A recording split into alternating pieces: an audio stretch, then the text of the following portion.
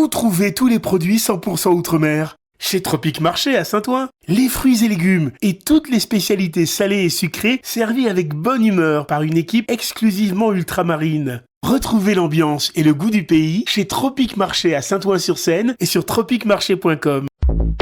Guadeloupe, actualité. Le président de la République a dit sur la BBC, je cite, « Des civils sont bombardés, ces bébés, ces femmes et personnes âgées sont bombardés et tués. Il n'y a aucune raison ni légitimité à cela. Nous exhortons Israël à arrêter. » Il est un peu en opposition avec des personnalités comme Manuel Valls, n'est-ce pas, celui qui a mis à mort la liberté d'expression en France en 2015, notamment avec son ordonnance Dieudonné Mbala Mbala. Une autre affaire, on en parlera une autre fois. Et toutes les personnes mortes pour la France, civiles ou militaires, sont honorées le 11 novembre, donc demain. Des ancêtres méritants que l'on met en lumière souvent trop tard, une fois qu'ils nous ont quittés. Une erreur que la ville de Petit-Bourg évite de commettre en organisant des rencontres intergénérationnelles avec les petits. Aujourd'hui, des scolaires rencontraient 2 anciens combattants pour un cours d'histoire. Regardez. Nous avons voulu, à l'occasion de la commémoration du 11 novembre, faire de sorte que ce soit des journées utiles pour la jeunesse, utiles pour la population, faire de sorte que nous soyons mieux en connaissance avec les anciens combattants de la Guadeloupe et plus singulièrement de Petit-Bourg, eux qui se sont engagés sur des terrains de guerre. C'est important pour nous de le faire dans le milieu scolaire parce que nous avons une jeunesse qui est grandissante. Nous croyons que ça peut contribuer aussi à leur construction, à leur identification. Ça s'est très bien passé, ça fait une intergénérationnelle, mais les enfants sont très réceptifs et très volontaires. Ils sont très curieux quand ils sont petits comme ça et ça fait plaisir de voir les gens, surtout les enfants, ils posent des questions, mais des questions on ne se rend pas compte, mais des bonnes questions très souvent. Nous sommes assez surpris de la réaction de la jeunesse, de cette petite jeunesse de la Guadeloupe. Nous sommes très surpris du fait de l'intérêt qu'ils manifestent depuis le début de cette semaine. Un grand intérêt pour tout cela, un grand respect pour les hommes et les femmes qui s'adressent à eux. Ils les considèrent même comme des héros. Et bien sûr, il y a un devoir de mémoire à faire, leur expliquer aussi. La guerre, c'est pas beau, c'est pas propre. Hein. Ils ont vu ça pour le 14 juillet, on leur a expliqué tout ça. Et à la fin, ils étaient tellement contents, ils ne voulaient pas nous quitter. Ils nous posaient des questions. Et même certains nous ont demandé des autographes.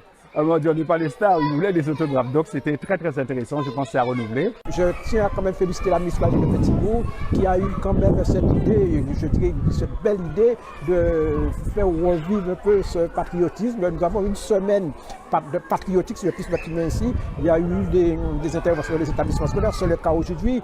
Je crois que véhiculer cette image pour nos anciens combattants qui se sont battus pour que la patrie soit ce qu'elle est aujourd'hui, que la France soit ce qu'elle est, que la Guadeloupe soit un pays relativement stable. Et bien je crois que tout un chacun à chaque niveau doit contribuer à sauvegarder cette paix qui est précieuse. Ça me fait énormément plaisir parce que moi, j'aimerais bien, si j'étais à place, d'avoir quelqu'un qui m'aurait dit que c'est quoi la guerre, comment c'est venu la guerre.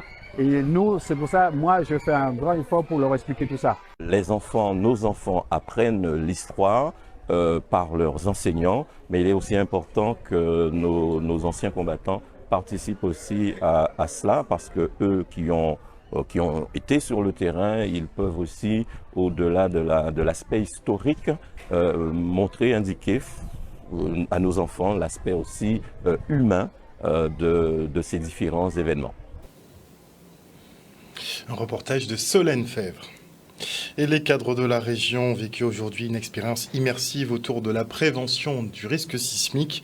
Au lieu d'un cours théorique sur les comportements à adopter, ils ont eu droit à une pléiade de cas pratiques et scénarios possibles pendant un tremblement de terre, de quoi intégrer plus rapidement et durablement les informations. Regardez.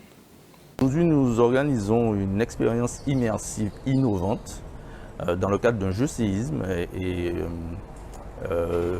qui va mettre en lumière la prévention du risque sismique. Donc nous avons fait le choix de sélectionner, en tout cas de cibler les cadres de la région, les managers, pour qu'ils soient dépositaires de la sensibilisation et de la transmission auprès de leurs collaborateurs. C'est vrai qu'encore sur le territoire français, quand vous faites une formation sur le risque sismique, on vous met dans une salle devant un film qui tourne, etc. etc. C'est bien, mais l'information ne reste pas. Il faut être acteur, il faut être acteur de la situation, il faut être en position de choisir, de décider ou de ne pas décider. Parce qu'au moment où je vous parle, il y a des agents, l'angoisse va quelquefois les submerger, ils vont être pris de peur panique et ne vont pas pouvoir décider de manière sereine et de manière efficace. Donc c'est tout cela que nous mettons en jeu. Il faut être acteur pour pouvoir décider et pour faire les bons choix, eh bien, il faut être préparé en amont. En général, les gens sont extrêmement enthousiastes parce qu'on a eu des réactions, nous en fin de jeu l'année dernière lorsqu'on l'a fait pour la première fois, de gens qui nous ont exprimé le fait qu'ils avaient déjà fait pendant plus de 10 ans des formations sur les risques sismiques et que pour la première fois, ils avaient compris comment agir.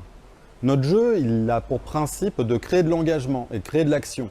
En gros, on ne va pas apprendre comment faire le meilleur kit de survie ou comment faire exactement l'aménagement d'un bureau ou d'un domicile.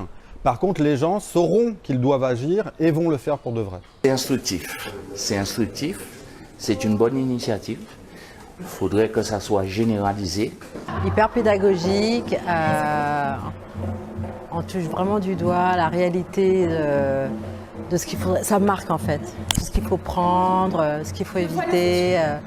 Et ce qu'il faut fixer dans une salle de bain, par exemple, puisque c'était ça notre lieu d'exercice. Non, c'est plus marquant, c'est vrai. C'est beaucoup plus marquant et plus pédagogique. Et c'est l'opportunité pour nous de tirer des conséquences aussi pour privilégier la sécurité des personnes en situation de handicap. Et donc, il était normal que je sois présent à cette journée particulière. Un reportage signé Olivier Félix. Et maintenant, je reçois Brigitte Jean-Charles, directrice du GIPDFI. Bonsoir. Bonsoir à tous. GIPDFI qui, en collaboration avec la région Guadeloupe, organise donc les Olympiades régionales des métiers qui ont déjà débuté et qui se clôturent donc le 12 novembre prochain. Comment tout cela se passe? Alors, la région Guadeloupe, la région académique Guadeloupe, et le GIPDFI organise effectivement, là pour le moment, les inscriptions aux Olympiades régionales des métiers. Les Olympiades régionales des métiers, c'est quoi? Ce sont une compétition de métiers pour les jeunes de 16 à 29 ans, les élèves, les étudiants, les apprentis, les demandeurs d'emploi, les jeunes salariés, à qui on propose autour de 14 métiers d'être en compétition et de montrer leur excellence.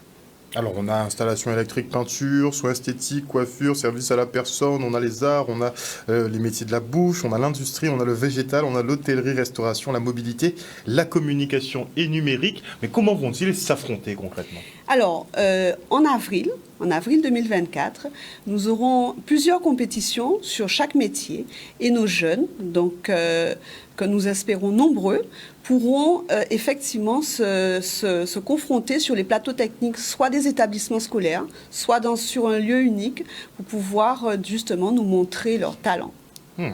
Et qu'est-ce qu'il y a à la clé? Et il y a à la clé des choses très intéressantes, bien sûr, du matériel professionnel, mais surtout des stages et un ticket d'entrée au World Skills 2025. Les World Skills, c'est quoi? C'est une compétition nationale et internationale qui permettent aux jeunes de se mettre en compétition avec les jeunes de toute la France, mais ensuite du monde entier. Et là, en septembre dernier, nous avions la compétition de 2024. Il y avait plus de 800... 2023 2023, oui.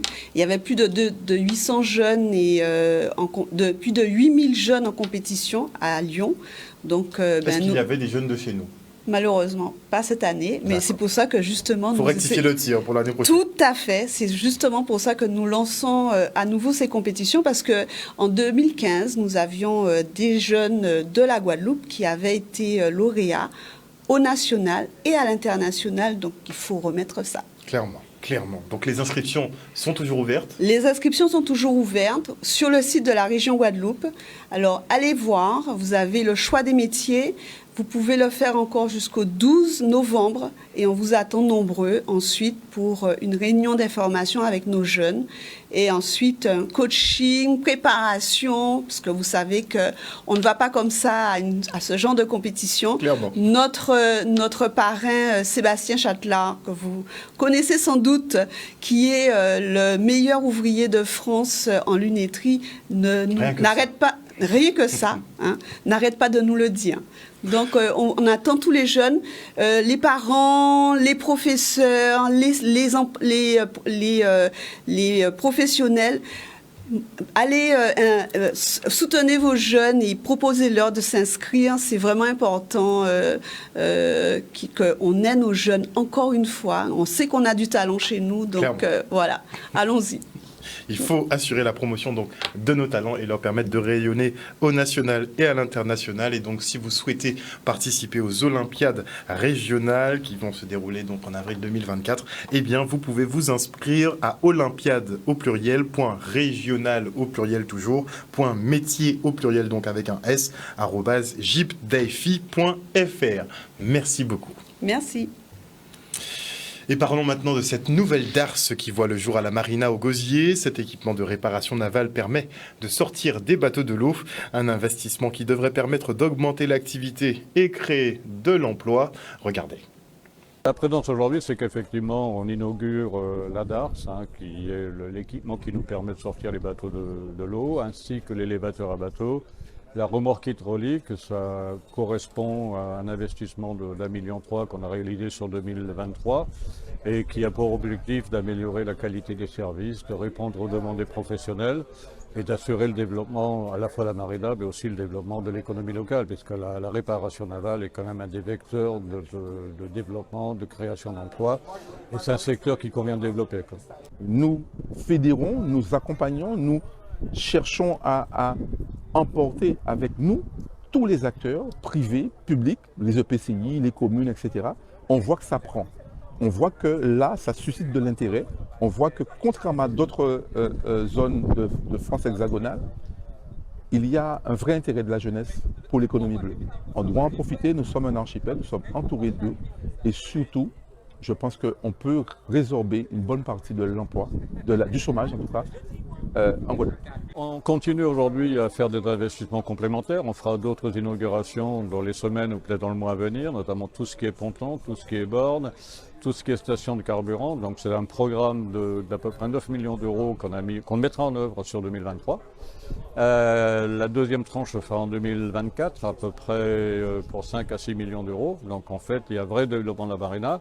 Au-delà de la facilitation, au-delà du matériel, il faut voir tous ces emplois qu'il y a derrière. Et cette dynamique nouvelle qu'on insuffle, ça veut dire que c'est des clients nouveaux. C'est des gens qui sont rassurés parce que c'est un matériel plus fiable, plus performant. Donc on est vraiment là sur des réflexions globales guadeloupéennes. On a révisé aussi le SAR. On veut que cette Guadeloupe soit performante dans tous ces domaines et particulièrement dans l'économie bleue. On se rend maintenant au bord de Bémao pour l'inauguration d'un nouvel espace France Service. Cet outil de proximité permet aux administrés d'effectuer leurs démarches administratives. Mais encore faut-il qu'ils l'utilisent, n'est-ce pas? Regardez. Et l'idée pour nous, c'est de faire en sorte qu'il y ait d'autres maisons France Service, puisque le territoire il est quand même assez grand, et permettre aux personnes aux plus proches, à l'intérieur de leur quartier, de pouvoir bénéficier de tels outils. Nous avons été accompagnés, vous l'avez compris, bien par l'État. Nous avons beaucoup de partenaires, des partenaires tels que la CAF, des partenaires bien entendu tels que, je dirais, la CGSS, qui vont aussi travailler sur place. Nous avons le Pôle emploi aussi également, qui sera sur place. Nous avons reçu, parce qu'il y a des partenaires qui sont là physiquement et d'autres qui sont des partenaires financiers.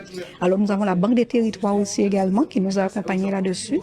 Et l'idée pour nous, c'est de déployer ces maisons, mais de faire en sorte que ça puisse vivre, parce que beaucoup de maisons France Service, on l'a vu par le passé sur certains territoires, pas en Guadeloupe, bien entendu, où l'expérience attendue n'est pas ce qu'on souhaitait. Donc il faut faire vivre, donc il faut que les partenaires soient présents, par exemple les impôts. Je prends l'exemple, souvent les administrés sont très demandeurs là-dessus, la caisse d'allocation familiale, la sécurité sociale, puissent jouer le jeu jusqu'au bout et être là pouvoir, je dirais, accompagner et répondre aux grandes demandes de cette population. Et d'abord remercier Madame le maire de Bemao pour voilà, parce que tout ça c'est le travail des élus. Hein. Ce qu'on voit aujourd'hui, c'est le travail de terrain le terrain des élus. Voilà, féliciter l'équipe de la France Service parce que c'est pas un travail facile. Il faut accueillir du monde, il faut être patient, les gens arrivent avec des problèmes parfois compliqués, et puis il faut quand même bien maîtriser tout un tas de questions compliquées, à la fois sociales, fiscales, il faut être à la fois spécialiste du droit des étrangers, du droit social, des prestations familiales, des problèmes de titres d'identité, etc. Donc ça demande beaucoup de compétences, beaucoup de qualité pour les agents, pour les personnes qui travaillent ici et qui accueillent les gens qui viennent dans les France Service. Voilà. Donc c'est vraiment un endroit, moi je trouve que c'est un bel endroit de démocratie et puis de république et de démocratie. Voilà. Et ça c'est le travail de tout le monde. Une avancée, surtout une validation et surtout un choix politique et puis une démarche de la ville qui veut faire développer sur sa commune et sur tout le territoire en fait l'accès au numérique pour toute la population. Comment vous dire aussi, alors nous sommes les premiers, mais ce n'est qu'un commencement, puisqu'il y a d'autres, d'autres France Service qui vont être mises en axe assez rapidement, oui, sur le territoire de la commune. Et on prend place maintenant au café littéraire de la ville de Gourbert. Les enfants du territoire ont été invités à participer à un échange autour des plantes médicinales avec Benzo. Regardez.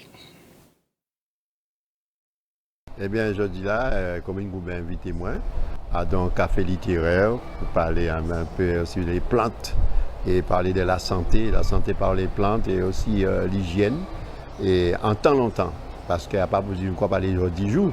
Mais les gens qui l'argent moins qui j'ai le 3e vers le 4e âge, nous connaissons qui j'en l'aide petit, qui j'en qu'à soigner nous, qu'à nous qu'à faire, parce que si nous avant ils étaient à l'école, ils étaient qu'à faire famille, ils étaient qu'à soigner eux, ils étaient rentrés à l'école en forme.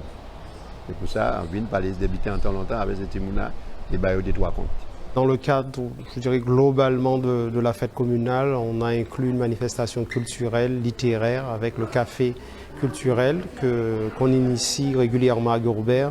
On a voulu donner un aspect d'ouverture avec les classes sur le territoire de Gourbert. Ça permet aussi d'initier les enfants à la lecture au-delà des réseaux sociaux, les apprivoiser même avec l'écrit.